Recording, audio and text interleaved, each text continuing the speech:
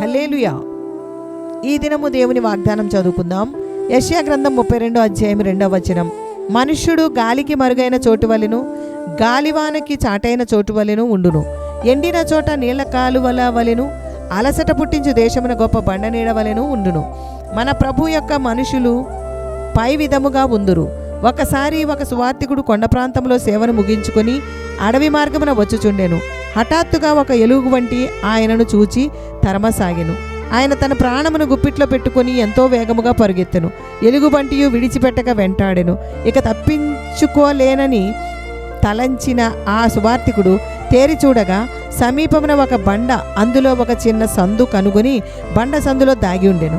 ఆ ఎలుగుబంటి బండ లోపల ప్రవేశించలేక ఆ బండ మీద ఢీకొని గర్జించుచుండెను. అయితే ఆ సువార్తికుడు లోపల భద్రముగా ఉండెను. కొన్ని గంటల తర్వాత ఎలుగుబంటి నిరాశతో వెళ్ళిపోయెను.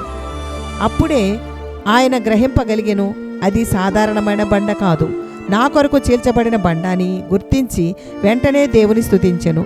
మృతులను, మౌన స్థితికి దిగిపోయిన వారును ప్రభుని స్తుతింపరు. అవును, చచ్చిన తరువాత మనము ప్రభుని స్తుతించలేము. ప్రభుని స్తుతించుటకు ఇదే బ్రతికి ఉన్న సమయమే. కాలము సద్వినియోగం చేసుకుని బండైన క్రీస్తులో దాగి ఆయన మహిమ కొరకు ఆయనను స్తుతించెదము. క్రీస్తును ఆశ్రయించువాడు ధన్యుడు. చిన్న కుందేలుకు ఉన్న జ్ఞానము మనలో ప్రతివారికి దేవుడే అనుగ్రహించునుగాక. ఆయన మహిమ కొరకు అనుగ్రహించునుగాక. ప్రార్థన చేసుకుందాం. బండ సందులలో నివసించే పావురం వలె యేసయ్యా, నీ పంచగాయములలో నన్ను దాచుకొనుచున్నావు. దేవానికి స్తోత్రం. గొప్ప బండ నీడవలే ఉన్న దేవా, నిన్ను ఆశ్రయించి చిన్న కుందేలుకు ఉన్న జ్ఞానమును పొందుకొని అంతరంగ ప్రార్థనా జీవితము కలిగి యేసయ్యా, నీ సన్నిధానంలో నీ పాదముల యొద్ద గోజాడుటకు కృప దయచేయము దేవా. నీ యందు మరుగై నిన్ను అనేకులకు చూపిస్తూ సాగిపోవుదును. యెహోవా నా బలమా, నేను నిన్ను ప్రేమించుచున్నాను. యెహోవా నా శైలము, నా కోట, నన్ను రక్షించువాడు, నా కేడము, నా రక్షణ శృంగము, నా ఉన్నత దుర్గమా, నా దేవుడా, నేను ఆశ్రయించి ఉన్న నా దుర్గమా, నీకే వందనాలు స్తోత్రాలు చెల్లిస్తున్నాము తండ్రి. దేవా, నీవు తప్ప నాకెవరూ లేరు. వేయబడిన పునాది తప్ప వేరొకటి మాకు వద్దు.